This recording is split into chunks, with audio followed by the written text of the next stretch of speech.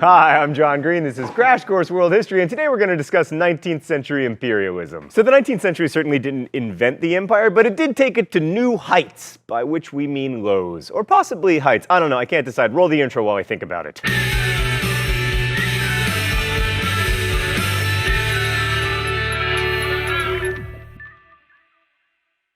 Yeah, I don't know, I'm still undecided. Let's begin with China. When last we checked in, China was a thriving manufacturing power about to be overtaken by Europe, but still heavily involved in world trade, especially as an importer of silver from the Spanish Empire. Europeans had to use silver because they didn't really produce anything else the Chinese wanted, and that state of affairs continued through the 18th century. For example, in 1793, the Macartney mission tried to get better trade conditions with China and was a total failure. Here's the Qianlong Emperor's well-known response to the British. Hitherto, all European nations, including your own country's barbarian merchants, have carried on their trade with our celestial empire at Canton.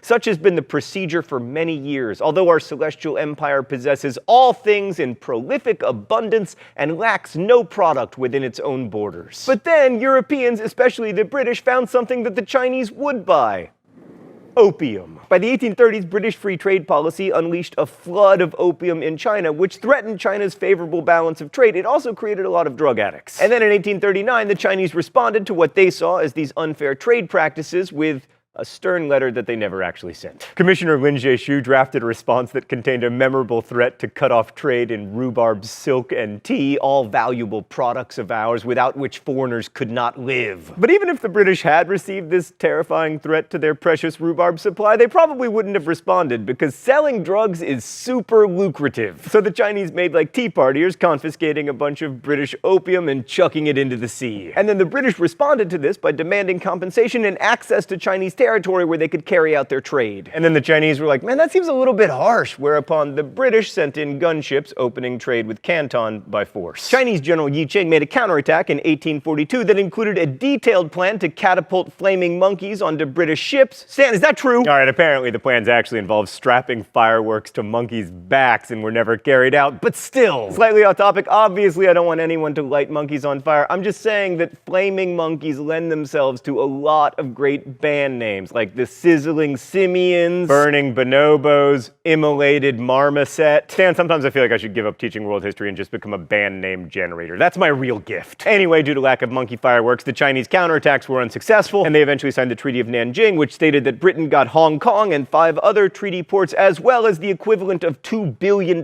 in cash. Also, the Chinese basically gave up all sovereignty to European spheres of influence, wherein Europeans were subject to their laws, not Chinese laws. In exchange for all of this, China got a hot slice of nothing. You might think the result of this war would be a shift in the balance of trade in Britain's favor, but that wasn't immediately the case. In fact, the British were importing so much tea from China that the trade deficit actually rose more than $30 billion. But eventually, after another war and one of the most destructive civil rebellions in Chinese and possibly world history, the Taiping Rebellion, the situation was reversed and Europeans, especially the British, became the dominant economic power in China. Okay, so but when we think about 19th century imperialism, we usually think about the way that Europe turned Africa from this into this. The so-called scramble for Africa. Speaking of scrambles and the European colonization of Africa, you know what they say, sometimes to make an omelet you gotta break a few eggs. And then sometimes you break a lot of eggs and you don't get an omelet. Europeans had been involved in Africa since the 16th century when the Portuguese used their cannons to take control of cities on coast to set up their trading post empire. But in the second half of the 19th century, Europe suddenly and spectacularly succeeded at colonizing basically all of Africa.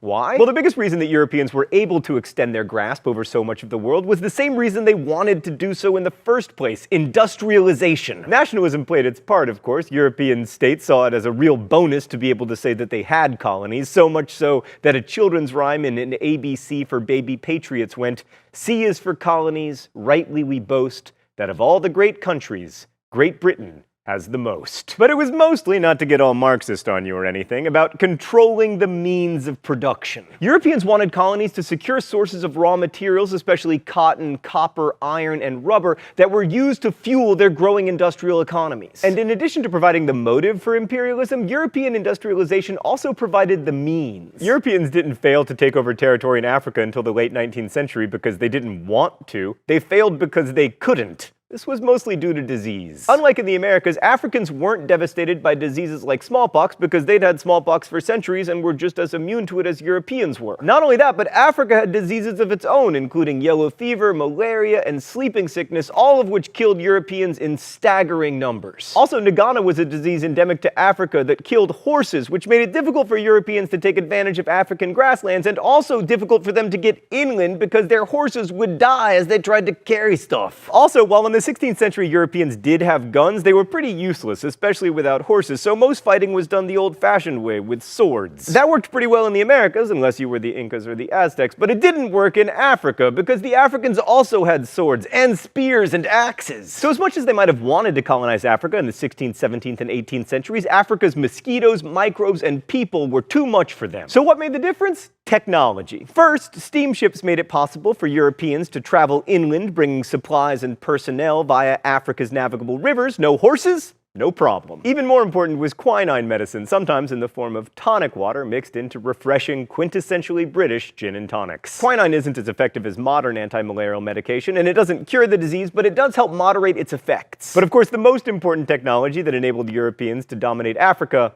was guns. By the 19th century, European gun technology had improved dramatically, especially with the introduction of the Maxim machine gun, which allowed Europeans to wipe out Africans in battle after battle. Of course, machine guns were effective when wielded by Africans too, but Africans had fewer of them. Oh, it's time for the open letter? And my chair is back! An open letter to Hiram Maxim. But first, let's see what's in the secret compartment today. Oh, it's Darth Vader.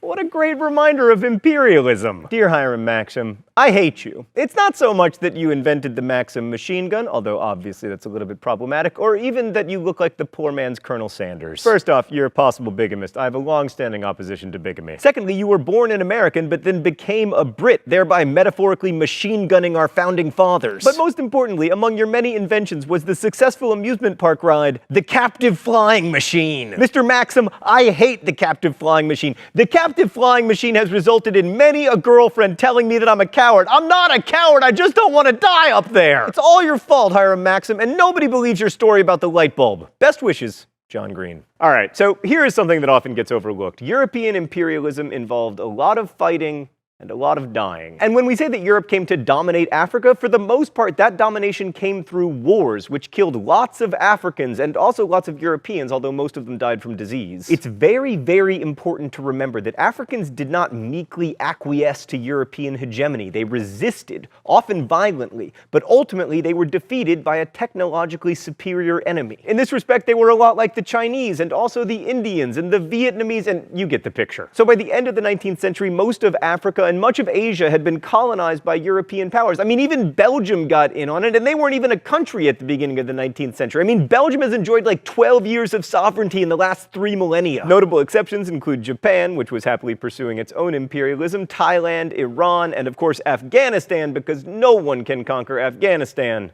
unless you are, wait for it, the Mongols. It's tempting to imagine Europe ruling their colonies with the proverbial topaz fist, and while there was always the threat of violence, the truth is a lot more complicated. Let's go to the thought bubble. In most cases, Europeans ruled their colonies with the help of, and sometimes completely through, intermediaries and collaborators. For example, in the 1890s in India, there were fewer than 1,000 British administrators supposedly ruling over 300 million Indians. The vast majority of British troops at any given time in India, more than 2/3, were in fact Indians under the command of British officers. Because of their small numbers relative to local populations, most European colonizers resorted to indirect rule, relying on the governments that were already there but exerting control over their leaders. Frederick Lugard, who was Britain's head honcho in Nigeria for a time, called this rule through and by the natives. This worked particularly well with British administrators, who were primarily middle-class men but had aristocratic pretensions and were often pleased to associate with the highest echelons of Indian or African society. Now, this isn't to say that indigenous rulers were simply puppets. Often they retained real power. This was certainly true in India, where more than 1/3 of the territory was ruled by Indian princes. The French protectorates of Morocco and Tunisia were ruled by Arab monarchs, and the French also ruled through native kings in Laos, Cambodia, and Vietnam. For the most part, Europeans could almost always rely on their superior military technology to coerce local rulers into doing what the Europeans wanted, and they could replace native officials with Europeans if they had to, but in general, they preferred to rule indirectly. It was easier and cheaper. Also less money. Thanks, Thought Bubble. So while we can't know why all native princes who ruled in the context of European imperialism put up with it, we can make some pretty good guesses. First of all, they were still rulers. They got to keep their prestige and their fancy hats and to some extent their power. Many were also able to gain advantages through their service, like access to European education for themselves and for their children. Mahatma Gandhi, for instance, was the son of an Indian high official, which made it possible for him to study law in England. And we can't overlook the sheer practicality of it. The alternative was to resist, and that usually didn't work out well. I'm reminded of the famous couplet, "Whatever happens, we have got the Maxim gun, and they have not." But even with this enormous technological advantage, it wasn't always easy. For example, it took 25 years from 1845 to 1870 for the British to fully defeat the Maori on New Zealand because the Maori were kick-ass fighters who had mastered musketry and defensive warfare, and I will remind you, it is not cursing if you're talking about donkeys. In fact, it took them being outnumbered 3-1 with the arrival of 750,000 settlers for the Maori to finally capitulate. And I will remind you that the rule against splitting infinitives is not an actual rule. Those of you more familiar with US history might notice a parallel between the Maori and some of the Native American tribes like the Apaches and the Lakota,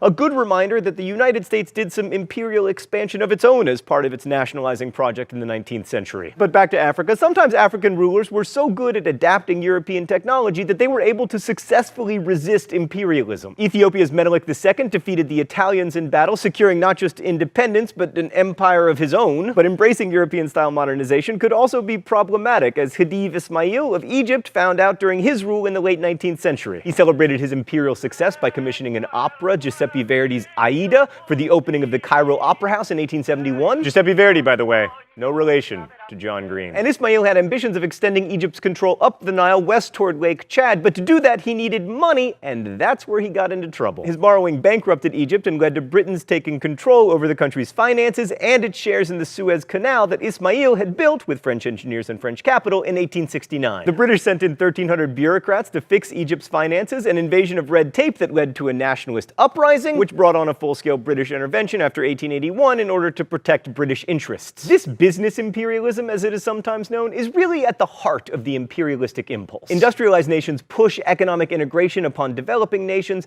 and then extract value from those developing nations just as you would from a mine or a field you owned. And here we see political history and economic history coming together again. As Western corporations grew in the latter part of the 19th century, their influence grew as well, both in their home countries and in the lands where they were investing. But ultimately, whether the colonizer is a business enterprise or a political one, the complicated legacy of imperialism survives. It's why your bananas are cheap, why your call centers are Indian, why your chocolate comes from Africa, and why everything else comes from China. These imperialistic adventures may have only lasted a century, but it was the century in which the world as we know it today began to take shape. Thanks for watching. I'll see you next week. Crash Course is produced and directed by Stan Muller. Our script supervisor is Danica Johnson. The show is written by my high school history teacher Raoul Meyer and myself, and our graphics team is Thought Bubble. Oh, our intern! I'm sorry, Meredith the intern. Our intern is Meredith Danko. Last week's phrase of the week was homogeneous, mythologized, unitary polity. Thank you for that suggestion. If you want to guess this week's phrase of the week or suggest future ones, you can do so in comments, where you can also ask questions about today's video that will be answered by our team of historians. Thanks for watching Crash Course. Remember, you can get this shirt, the Mongol shirt, or our poster at dftba.com. Speaking of which, as we say in my hometown, don't forget to be awesome.